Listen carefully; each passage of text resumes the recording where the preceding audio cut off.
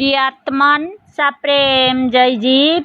आदि मुनीश्वर योगेश्वर परम पूज्य सत्य सम्राट सदगुरुदेव सिमनी जी का वचनामृत से एक बूंद। अमृत कहाँ है? भीतर चेतन है, बाहर जड़ है।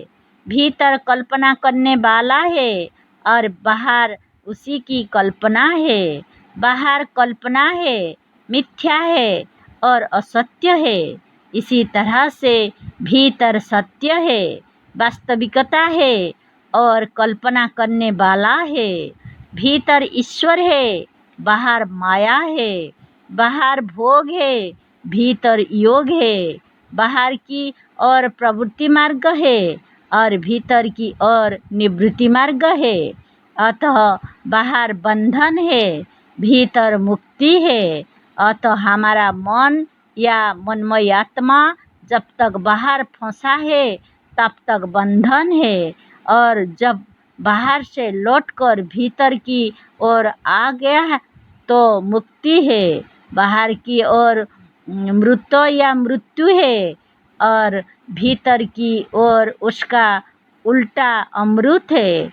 अतः भीतर की ओर आना ईश्वर, अमृत, जीवन, आनंद एवं मुक्ति और शांति की ओर आना है, और इसी तरह से बाहर की ओर जाना मृत्यु, माया, मृत्यु, जड़ता, दुख, बंधन और अशांति की ओर जाना है। बस बाहर की ओर जाने का मार्ग भोग मार्ग है और भीतर और आने का मार्ग ही योग मार्ग है। बाहर की ओर जाने की चेष्टा, उपाय या प्रयत्न भोग का साधन है, और जिस उपाय से भीतर जाया जाता है उसी का नाम योग साधन है। भोग करना है तो आँख खोलकर बाहर की ओर जाना होगा। बिना आँखें खोले बाहर घूमने में खतरा है। उसी तरह से बिना आँख बंद किए भीतर जाना निरर्थक है। आँख बंद करके यदि बाहर जाओगे तो आगे नहीं बढ़ सकेंगे। ठीक इसी तरह से यदि बिना आँख बंद किए भीतर जाओगे तो ऊपर नहीं चढ़ सकोगे।